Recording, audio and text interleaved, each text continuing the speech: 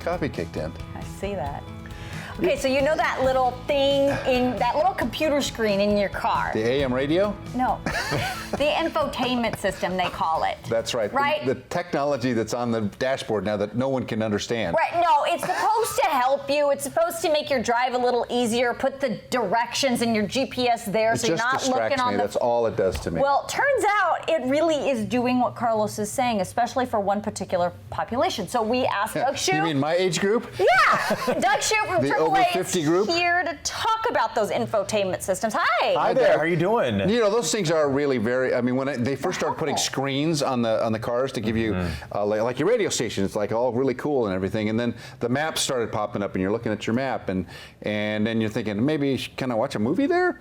That's not what that was meant for, but that's very distracting. Right. You know, what we have found that this new technology that's in almost every new vehicle nowadays, it does have the potential to increase the comfort for folks and extend their mobility for senior drivers, but it has to first stop being so distracting to them. So the AAA Foundation for Traffic Safety put it to the test.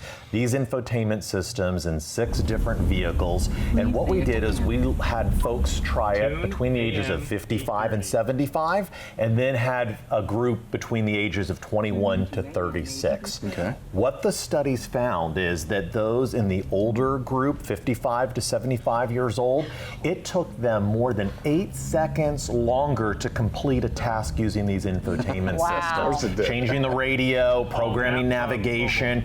So you can imagine, you know, we found 8 seconds that they're not looking at the road. That their eyes were not on the road, and also their mind was not focused on the task of driving. Look, this technology can be distracting for any age group, but it's particularly distracting to our mature drivers, senior drivers out there. I was surprised to hear that you can just talk to it. Yeah, voice activation. Voice activation technology. And so what we want to do is to remind people that just because it's hands-free does not mean it's risk-free. You're still taking your mind off of the task of driving. And you know, it's really a design issue, not so much an age issue. We're encouraging automakers to make these systems less complicated, you know, have the voice technology. Yeah, they're very frustrated trying to use these systems. You know, we ask that the voice technology, it pick up your commands and your cues a little easier. Maybe get rid of so many multiple screens that you have to go through. We think that that center console, our studies show that that center console that some vehicles have where you can operate these infotainment systems with that little knob, extremely difficult to use for senior drivers. I bet. So, you know, for those who are maybe purchasing a new vehicle or they're going to rent a vehicle with these infotainment systems, we encourage you to practice using this technology while the car is parked in the driveway before you ever start driving. And then also, good advice, you know, limit the use of these systems to only things that are crucial for the operation of the vehicle. You know, maybe pull over and change that radio station yourself. Think about, you know, not using it, the voice to talk, text to text feature until, you know, you're parked somewhere. You don't need to do that now. Nothing is more important than focusing on the road ahead. I mean, didn't we talk one time about how those systems, it takes you, in some cases, up to 20 seconds to refocus? I'm glad you remembered that. We've done previous research on these systems already, and what that research found was there is a 27-second latency from when we start fully engaged back into the task of driving.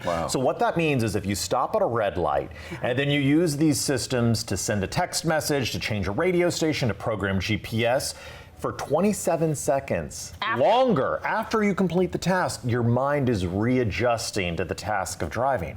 That's scary to think about. Yeah, but think of all of the things that could happen in 27 seconds. Oh my gosh, it's almost 30 seconds. That's a long time. But you're not fully engaged on the road ahead. And so really, you know, limit the use of these if you can. And we just hope that automakers will make this stuff more simple to use. Here's another thing, that we're getting new cars. Not only do they have the screen technology, but they have the technology that tells us when there's a car approaching. The car will brake itself. It won't let you change lanes. All these kinds of things. It makes us a little more lazy. Absolutely. And I think you have to, by relying on this stuff. I mean, I saw a Nissan commercial where the car stops before it hits a truck. You've seen that commercial. I have seen that. Okay, so they're obviously taking their eyes off the screen to do something with the child in the car in the commercial, and then it prevented the car stopped itself. You're absolutely right. All of these vehicles nowadays have these advanced driver assistance systems, or ADAS. We're talking about forward collision warning, blind spot spot monitoring, lane departure warnings.